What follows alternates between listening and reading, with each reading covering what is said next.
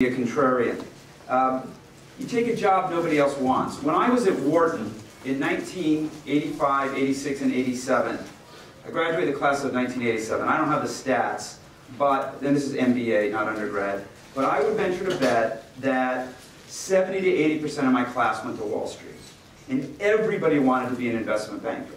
That was the job that, people were just dying to get. And they wanted to work for Goldman Sachs or Morgan Stanley or, all of these, bulge bracket firms.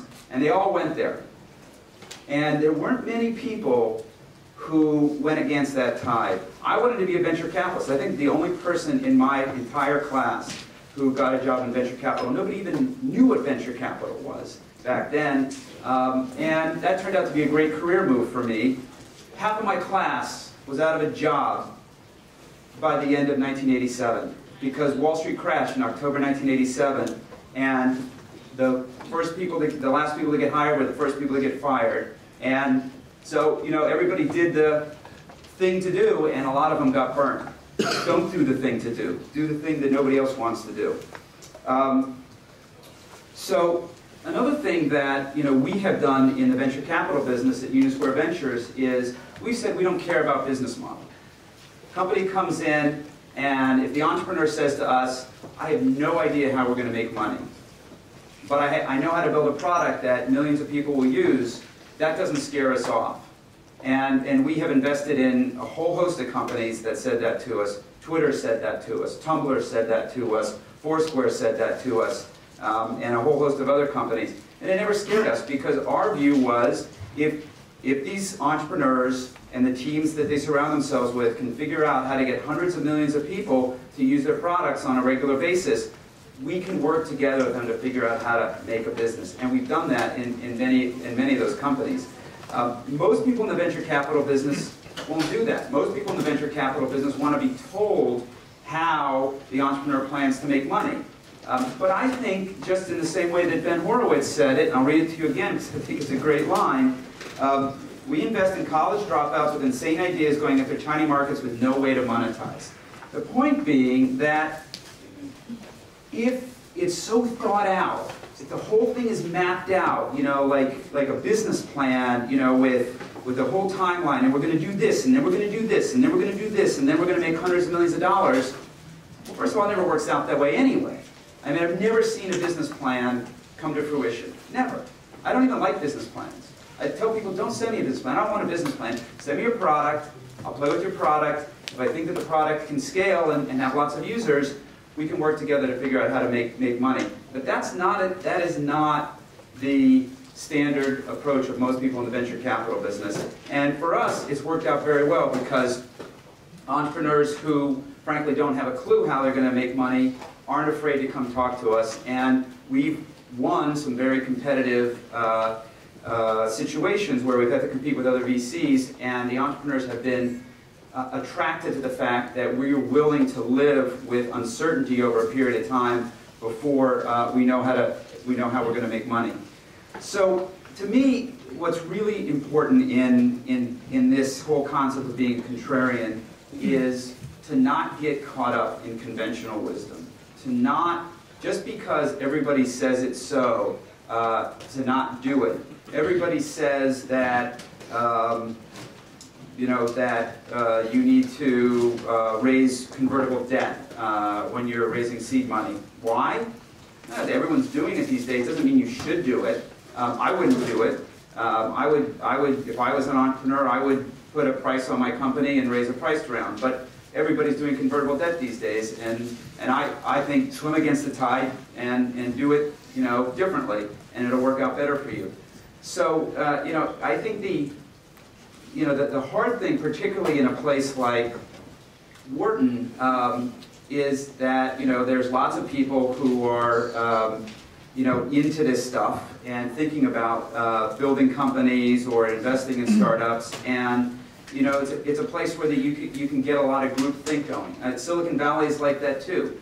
And you tend to reinforce each other's ideas, and then all of a sudden it sort of becomes like, oh, I have to do that. I feel like I have to do that. Everybody else is doing that. And it's very important in these kinds of environments, whether you're in Silicon Valley or you're in a business school with lots of classmates who are all talking about the same things and planning to do the same things, figure out how to get out of the echo chamber and think differently. I think it's important to, for example, have friends in different kinds of situations. You know, one of the things that I love about New York City is that when I go to my son's basketball game, which I did yesterday afternoon, they won, they made the playoffs. There wasn't another tech entrepreneur or venture capitalist on the sidelines. There were artists, and there were people in the restaurant business, and there were people who were lawyers, and there were people who were, you know, marketing executives in Fortune 500 companies, and there were people who worked in ad agencies.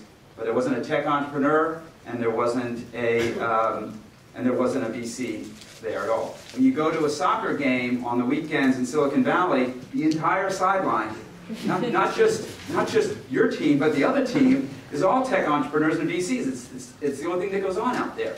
So it's very hard to get out of that echo chamber. So, you know, here at Penn, there are people who are musicians, and there are people who are artists, and there are people who are engineers, and there are people who want to be doctors, and there are people who are studying biology.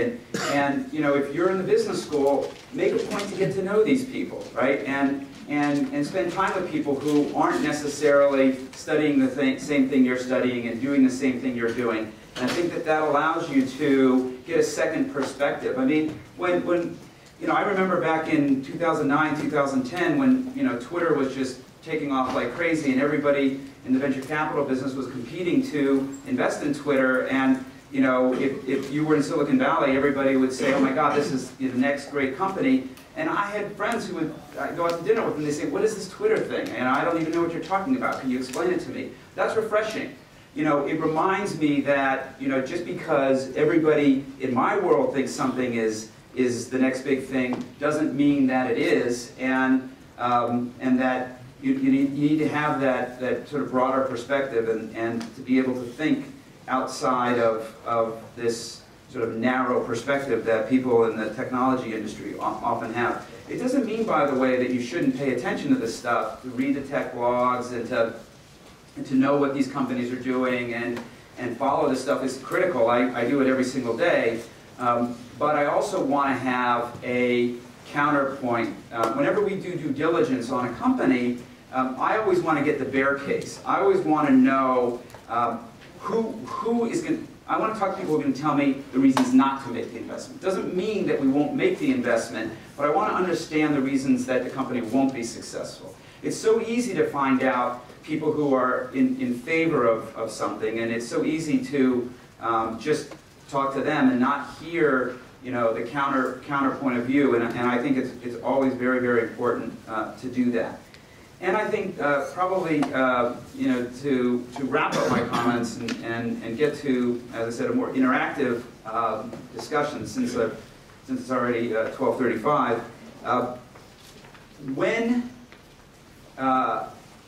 when something becomes out of favor. A good example of this might be Facebook after it went public last year. Facebook went public last year, and instead of the stock going up, it went down. And then for the next 3 or 4 months, everybody was trashing Facebook. Oh, you know, this company's not what everyone said it was going to be. It was a botched IPO. People lost a lot of money. You know, class action lawsuits, yada yada yada. That's the time to buy Facebook. That's the time when everybody's negative on something like that. That's the time to buy it. You know, and it's, you know, one of the things that you learn here at Wharton, which has served me very, very well over the years, is that markets come and go, but good businesses don't. And there's a way to understand what the fundamental value of a good business is. You know, discounted, you know, value of future cash flows. You know, net present value. I mean, these are tools. They're not. It's not a science, really, at the end of the day, how to value a company. But you have a methodology and a framework, and it gives you the courage to do these kinds of things.